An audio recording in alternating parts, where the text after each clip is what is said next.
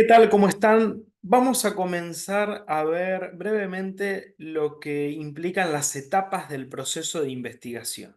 Esto es algo que ustedes probablemente ya conozcan o ya hayan visto en sus carreras, en su formación de posgrado, pero me gustaría aclarar algunas cuestiones de lo que es el proceso de investigación, de lo que son sus fases, sobre todo para entender el momento en el que estamos, ¿sí? Para utilizar Atlas T tenemos que tener algo de información. Si ustedes no llegan a tener su información todavía, yo les voy a proporcionar la información, como les mencioné, para que puedan trabajar. Pero lo principal y lo más importante es entender que estamos en el momento del procesamiento y del análisis de la información, del análisis de los datos. Entonces, vamos a hacer un repaso por las diferentes fases del proceso para que comprendan cómo es que llegamos al momento del procesamiento y del análisis. Bien, tengo acá la presentación, la voy a ampliar.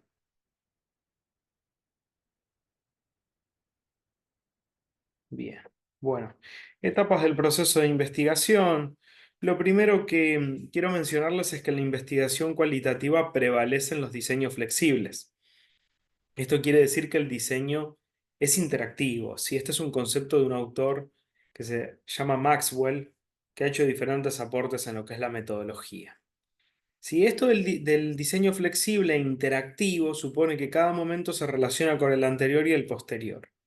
Es decir, la investigación no es un conjunto de etapas rígidas, ¿sí? Como sucede con la investigación cuantitativa. La investigación cuantitativa suele poseer un diseño más estructurado y secuencial, como decimos, que la investigación cualitativa. El diseño, la definición de las principales etapas de la investigación dependen del problema con el que se trabaja. Un diseño flexible no significa que la investigación no deba contar con etapas ni que carezca de sistematicidad. Esto es importante porque a veces en la investigación cualitativa hay cierta laxitud o cierta creencia de que, bueno, se va haciendo, se va armando la investigación, y hay fases, sí, hay momentos, solo que hablamos de un diseño flexible en la medida en que puede haber un ida y vuelta, que en la investigación cuantitativa puede aparecer, pero de manera menos frecuente.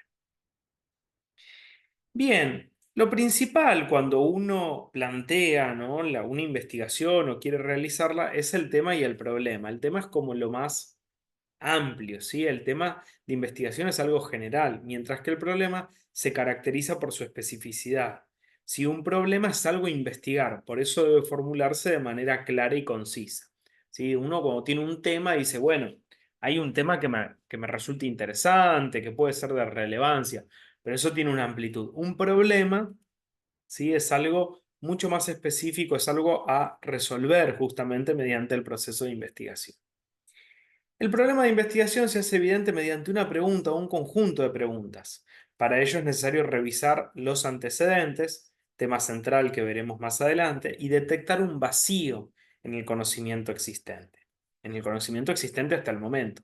También pueden seguirse recomendaciones de profesores, ¿sí?, que nos digan, por ejemplo, mira que este tema ha sido poco investigado o hay un vacío en el conocimiento en esta área temática, y observar también qué requieren las instituciones y los organismos públicos, ¿sí? Porque muchas veces hay un tema de política de Estado, políticas públicas, de requerimiento de instituciones, que nos hacen pensar que hay ciertos problemas de investigación que son más relevantes que otros, ¿no? Por eso decimos que la pregunta-problema, ¿sí?, funda el problema de investigación. ¿Por qué?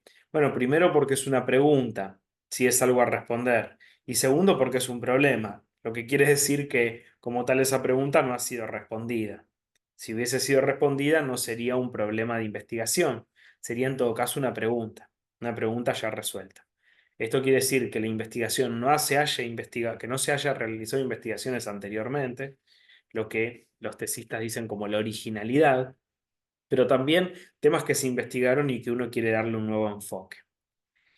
Siempre pensemos que en un tema vamos a estar pensando en una unidad de análisis, ¿sí?, que puede ser individual o colectiva. Plantear un problema conduce a formular interrogantes y pensar objetivos. Por eso, vamos a ver qué queremos decir con esto de preguntas y objetivos. Las preguntas se desprenden de la pregunta problema, ¿sí? Son el núcleo central de la indagación. La pregunta reúne las variables, la unidad de análisis y el recorte espacio-temporal. Variables que pueden ser también categorías. En la investigación cuantitativa en general vamos a hablar de categorías. Los objetivos son las metas que se propone la investigación. Se escriben con un verbo en infinitivo que deban expresar la tarea a realizar, ¿sí? La meta, lo que vamos a realizar. ¿Sí? Según el tipo de objetivos podemos darnos cuenta del enfoque de la investigación. Los enfoques pueden ser cualitativo, cuantitativo o mixto. ¿Sí? Mixto hace referencia a la combinación de métodos. Es importante remarcar que que antes de esta etapa es necesario saber si nuestra investigación es relevante. Para ello hay que pensar en la originalidad y en el impacto que la investigación pueda tener. ¿Sí? Esta idea de formular el problema de investigación implica la revisión de los antecedentes, porque para yo saber si lo que voy a hacer tiene originalidad y relevancia, tengo que ver si no fue investigado, cómo se investigó, cuál fue el impacto que tuvo esta temática, ¿sí? Que queremos desarrollar. Bueno, las unidades de análisis individuales pueden ser individuales o colectivas, ¿sí? Por ejemplo, si nosotros estudiamos una institución, la unidad de análisis es colectiva porque se puede descomponer en sus miembros, ¿sí? Mientras que si estudiamos a personas, esa es una unidad de análisis individual, porque no se puede descomponer en miembros un individuo, no se puede, si es como tal, son los miembros, es una unidad de análisis individual. Entonces, bueno, siempre las instituciones, los países son unidades de análisis colectivas, las personas, ¿sí? Vistas no en un contexto de lo que es el abordaje, por ejemplo, de una institución o de un grupo, son unidades de análisis individuales. Y unidades de análisis de recolección y de observación significa que muchas veces nuestra unidad de observación, lo que vamos a investigar, no implica que vamos a recolectar o producir, mejor dicho, la información a partir de esas personas.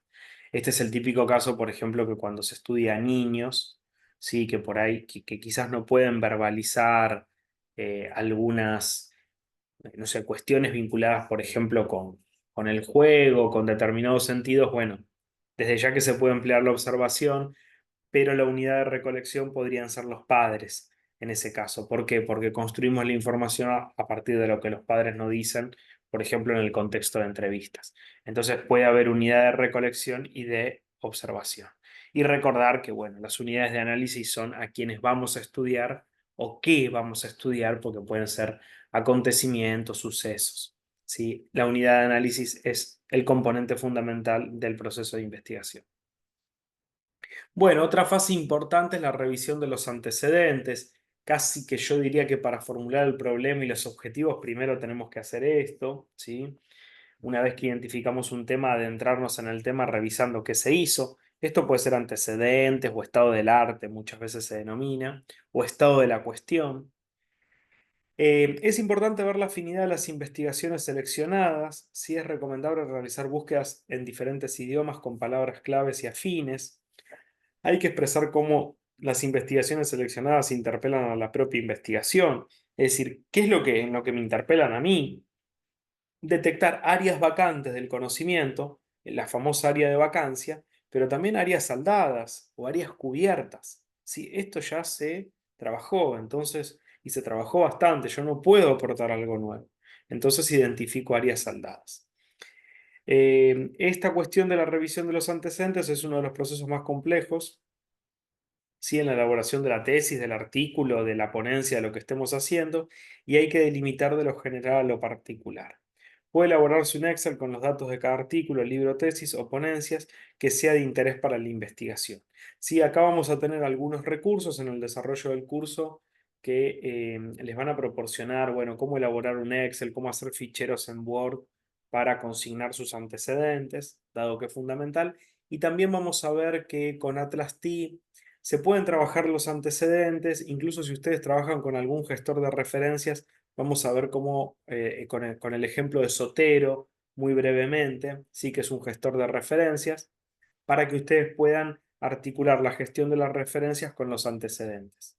En Atlas T es interesante trabajar los antecedentes, más allá de los gestores de referencia que muchas veces no resultan tan útiles como uno cree, pero sí en Atlas T lo que pueden hacer es subrayar el texto, codificarlo, ¿sí? Escribir anotaciones, hacer memos, Bueno, una serie de recursos que vamos a ir viendo y puedes representar un recurso útil. ¿Sí? Y además lo que es el Excel y en Word, en estos ficheros o en estos grillados de antecedentes van a ver que van a poder consignar a los autores por eje temático, el resumen, el link del artículo, e ir elaborando sus propios antecedentes de manera precisa.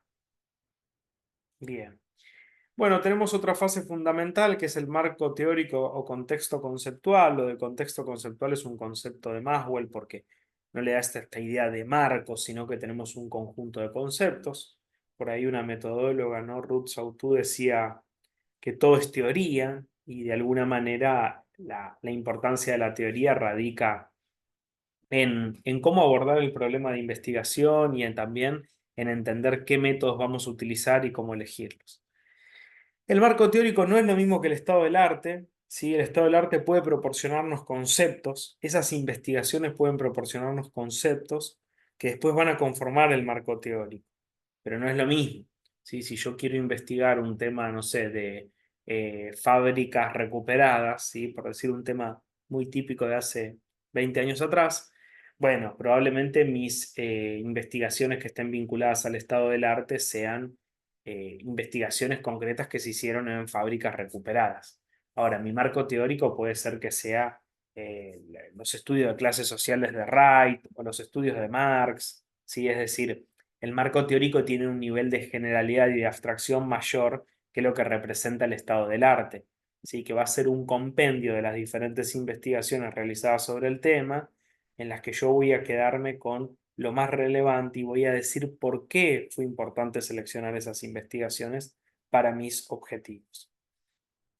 Bien, pueden complementarse diferentes perspectivas teóricas y esto puede denominarse también como marco teórico ecléctico, ¿sí? Un marco teórico compuesto por diferentes perspectivas. De manera operativa pueden buscarse antecedentes en bases de datos, ¿sí? O en el Google académico como un punto de partida, donde vamos a ver la relevancia de las publicaciones que busquemos, sobre todo a partir de qué, de dos cosas, de la cantidad de citas y de dónde fue publicado, ¿sí? Ese artículo o ese libro. Eso es lo fundamental. Bien, acá vuelvo a mencionar lo del Excel, ¿sí? Básicamente también puede elaborarse esto para el marco teórico, aunque yo lo recomiendo más para lo que es el estado del arte. Bien, luego de esto tenemos las hipótesis, ¿sí? Por favor, no pensar que en la investigación cualitativa no hay hipótesis. La investigación cualitativa muchas veces tiene métodos de los que se parte de hipótesis, se formulan antes del trabajo de campo, como en el caso de la inducción analítica, que si bien se hace como una etapa previa primero para formular una hipótesis, por ejemplo, en el caso de la teoría fundamentada, vamos a ver que las hipótesis se generan a partir de lo que va surgiendo en la información, ¿sí? De manera inductiva, de lo emergente, pero hipótesis hay en la investigación cualitativa, hipótesis de trabajo. Las hipótesis son respuestas tentativas a la pregunta problema y se derivan de la teoría, ¿sí? Las hipótesis permiten responder la pregunta que nos planteamos como problema. De manera propositiva, vinculan dos o más variables o categorías en relación con la unidad de análisis. Bueno, hay diferentes tipos de hipótesis que pueden clasificarse principalmente por su rol. Principales, ¿sí? Las hipótesis de trabajo principales, las derivadas de esa hipótesis principal y las alternativas frente a la refutación de alguna de ellas. Y también pueden ser por sus características, si hay hipótesis de trabajo, iniciales, descriptivas, correlacionales e hipótesis causales, según el tipo de investigación que estemos realizando. Como ven, acá estamos más orientados en investigación cualitativa, pero estoy haciendo un repaso que puede servir para el proceso de investigación en general. Bien, luego de tener el marco teórico, los antecedentes, las hipótesis, ya tenemos la pregunta problema, los objetivos, vamos a ver cómo diseñar la muestra, ¿sí? Tenemos que diseñar la muestra. Acá hay una diferencia entre universo y muestra. El universo es el conjunto total de las unidades de análisis y la muestra es un subconjunto, ¿sí? De unidades de análisis. Si ustedes abordaran todas las unidades de análisis, lo que estarían haciendo sería una investigación censal, un censo. ¿sí? Si yo voy a estudiar una institución y esa institución se compone de 200 miembros y yo investigo a los 200 miembros, les hago entrevistas a los 200 miembros, observé dinámicas grupales en las que estuvieron presentes estos 200 miembros, esa investigación es un censo, ¿sí? Porque estoy abordando el universo, el conjunto total de unidades de análisis. Una muestra es un subconjunto. Podrán comprender que hacer un censo por lo general no es algo simple, ¿sí? Por más que en una institución existan solo 200 miembros, porque sería muchísimo para una investigación. Y además hay que ver la pertinencia. Es necesario delimitar a las personas de estudio, dado que es muy difícil estudiar a la totalidad de las unidades de análisis, ¿sí? Por un tema de tiempo, de recursos. Unidad de análisis y universo no son lo mismo. Las unidades de análisis son cada una de ellas y el universo es el conjunto total de las unidades de análisis, ¿sí? Esto es cada una eh, de las unidades de análisis y entonces, bueno, ahí hay como una diferencia. Pero que no es relevante. Bien, y existen diferentes tipos de muestras. Yo acá les mencioné las muestras cualitativas. Las muestras se pueden dividir en probabilísticas y no probabilísticas. En esto hay toda una cuestión de las teorías metodológicas que hacen a los diseños muestrales en la investigación cuantitativa, que no voy a abordar, pero básicamente comentarles de que existen muestras en la investigación cualitativa de casos voluntarios, personas que se presentan espontáneamente, ¿no? Y que quieren formar parte del estudio. El muestreo teórico, que ya vamos a decir algo más, que es propio de la teoría fundamentada, que elige casos por relevancia teórica. El muestreo por bola de nieve, que es que otros personas entrevistadas o unidades de análisis nos proporcionen contactos o datos para alcanzar a otros. Por eso se va haciendo una bola de nieve. El muestreo por máximas variaciones, que implica ver los antagonismos, los polos en la información.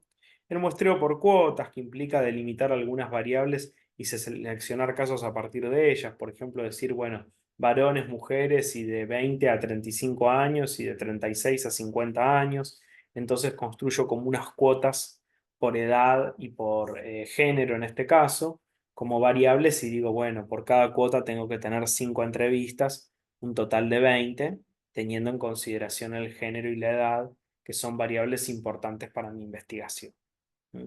Y luego también está el muestreo intencionado, también está el muestreo por casos críticos, muestreo de casos negativos. La realidad es que hay muchos tipos de muestreo en investigación cualitativa y es un factor muy importante que ustedes puedan decir cómo seleccionaron los casos y que justifiquen el diseño de la muestra. Bien.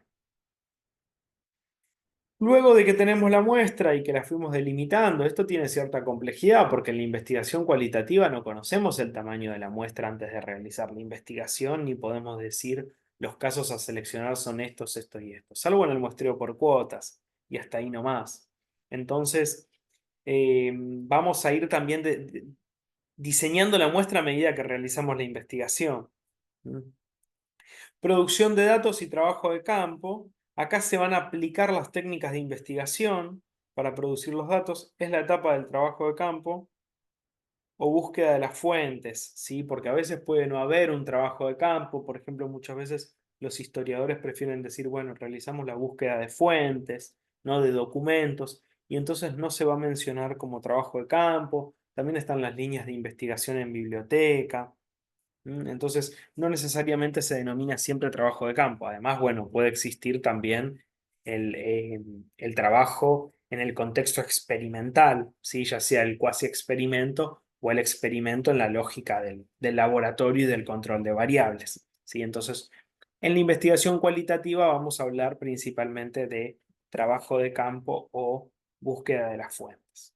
Bueno, y como técnicas de investigación podemos tener entrevistas, encuestas en el caso de la investigación cuantitativa, observación participante, análisis de documentos, de legislaciones, em, bueno, elementos audiovisuales, ¿sí? Diferentes fotografías, diarios íntimos, biografías. Hay muchísimas relatos de vida, técnicas, ¿sí? Y maneras de llevar a cabo la investigación cualitativa. Yo acá estoy mencionando solo algunas de ellas. Bueno, y para procesar la información, acá sí ya vamos a adentrarnos más en lo que es, esta es la fase en la que empezamos a utilizar software como el Atlas T, ¿sí? Es la fase necesaria para comenzar a lograr que la información sea construida como dato. ¿Por qué? Bueno, porque la información como tal no es un dato, el dato supone una marca que realiza el investigador. El dato supone una construcción, una intervención del investigador con su marco teórico. Cuando yo tengo una entrevista, ¿sí? La tengo desgrabada y tengo hecha la transcripción, eso como tal todavía no es un dato, es información. Yo la voy a construir como dato en la medida en que la procese.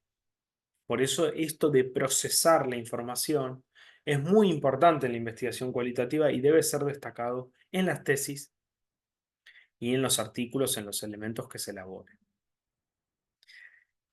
Se reduce la información, se le interviene y se la transparenta, es decir, información rica, compleja y diversa. Como es una información rica, compleja y diversa, es que hay que intervenirla, ¿sí? Hacerla transparente, reducirla. El ejercicio del procesamiento de la información es un ejercicio de reducción de la información. Tenemos 20 entrevistas de 30 páginas cada uno. Todo eso es inabordable. Hay que reducir, hay que intervenir, hay que procesar. Pueden utilizarse programas informáticos, bueno, software como el SPSS y el Atlas T. Hay otros programas de investigación cualitativa. La pertinencia de Atlas T es que es muy completo, que la actualización es constante.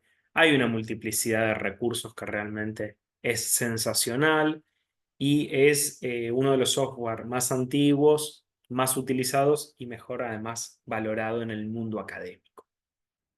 Los softwares son fundamentales. En la investigación cualitativa, de no emplearse, debe elaborarse como mínimo un grillado en Excel con los ejes temáticos, entrevistados y fragmentos de entrevistas. Después sobre esto alguna referencia voy a hacer de cómo se elabora un grillado en la investigación cualitativa si uno no quisiera trabajar con un software de investigación cualitativa como el SPC, perdón, como el Atlas T o el En Vivo u otro software. Bueno, hay algunas herramientas que podemos utilizar que nos proporciona el paquete Office, pero bueno, hoy el nivel de automatización, ¿no? De lo que implica Atlas T en cuanto a lo que son los procesos de automatización, de procesamiento y de análisis de la información, realmente hacen que uno tenga la posibilidad de elegir algo mucho más avanzado, ¿sí? De importancia, como es el software que nos compete en este curso. Bien, ya para ir cerrando, vamos a ver que luego de procesar la información se analiza. Acá tenemos un problema porque procesar también implica analizar en la investigación cualitativa. Sí, hay como una superposición de fases. Cuando yo estoy procesando, cuando yo estoy creando citas, como vamos a ver en Atlas T, que son segmentos de textos, cuando yo estoy codificando, cuando yo estoy separando en unidades el material, estoy procesando, pero a la vez estoy analizando. ¿Mm? Por eso acá digo que en la investigación cualitativa se encuentra superpuesta con el procesamiento y además con la muestra, porque en la medida en que vamos procesando y analizando información, es que vamos seleccionando casos. Es importante destacar que el análisis es central en la tesis o en los artículos o en lo que escriban. Aquí es donde se comunican los hallazgos y se presentan los resultados obtenidos, ¿sí? En el análisis, en el cuerpo del trabajo, en los capítulos o en los apartados destinados al análisis, tenemos que destacar nuestros hallazgos, ¿sí? Hay muchos trabajos que con esto de ser tan prolijos en elaborar la metodología, el marco teórico, ¿sí? Y todo lo que hace a la formalidad, ¿sí? Vamos a ver que falta principalmente el mencionar cuáles fueron los hallazgos en el análisis, ¿sí? Acá vamos a ver que hay diferentes recursos para analizar en Atlas T, como códigos, memos, redes, nubes de palabras y herramientas de concurrencias. Perdón por este error en nubes de palabras, pero bueno, fue un error de tipeo. Bien, y por último vamos a tener la presentación de los resultados, ¿sí? Asegurar la presentación de los resultados implica asegurar la transparencia y la exactitud del conocimiento. Los resultados pueden presentarse cuando la tesis concluye o en su desarrollo. Si uno puede ir presentando resultados y es importante que los trabajos de investigación cuenten con la mirada de colegas que conozcan sobre el tema, ¿sí? También instancias que impliquen congresos, jornadas, presentación de artículos, ¿sí? Que pueden ser útiles también para mejorar la investigación.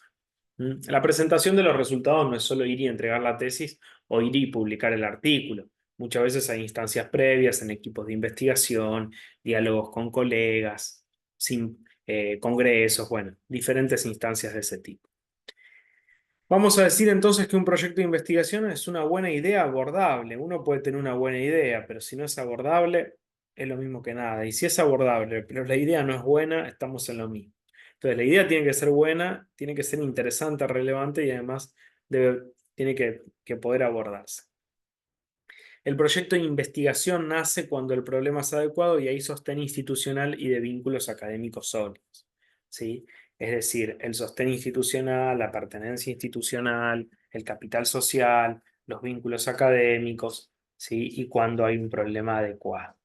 Bueno, este es un esquema acá. Fíjense que partimos del problema de investigación y de los objetivos. Acá podríamos decir que también tenemos tema. Acá vamos a sintetizarlo como estrategia de investigación, donde vamos a tener el marco metodológico y el contexto conceptual y las hipótesis.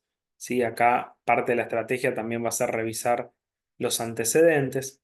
¿Sí? Acá del marco metodológico no mencioné mucho porque luego vamos a tener en la parte de metodología lo que hace a los enfoques cualitativos y cuantitativos. Les voy a mostrar una suerte de resumen con ese tema, pero lo fundamental sí es entender, bueno, que en la metodología tienen que estar los métodos, las técnicas, la muestra, cómo se procesó la información, cómo se analizó, en qué consistió la entrevista o las observaciones, cómo fue la guía de pautas. El marco metodológico incorpora muchísimas cosas, cómo el curso está destinado a procedimientos que están muy vinculados con la metodología, porque son procedimientos que vamos a ver tanto de cómo procesar y analizar información, es que no me detuve tanto ahí. ¿Sí? Sobre técnicas y métodos vamos a ver algo en lo que respecta a la investigación cualitativa. Bueno, luego de toda esta parte de la estrategia, vamos a ir hacia el trabajo de campo, el análisis de las fuentes, como vimos, o la experimentación. Claro que en la investigación cualitativa vamos a hablar principalmente de trabajo de campo y de análisis de las fuentes, según corresponda. Acá se va a procesar y entonces analizar la información como parte de un proceso que va de la mano y luego se presentan los resultados. ¿Sí? Podríamos decirle acá información, perdón, redacción del informe final y presentación de los resultados. ¿Sí? Esto es como un resumen de lo que son las fases de investigación hecho en estos términos, si bien a modo de compendio, hay muchas fases, hay muchos procesos en el medio. Bien, por último vamos a tomar una frase de Alberto Marradi, metodólogo, que dice: lo esencial del concepto de método está en lo siguiente: en la elección de las técnicas a aplicar, en la capacidad de modificar técnicas existentes, adoptándolas a los propios problemas y en imaginar técnicas nuevas.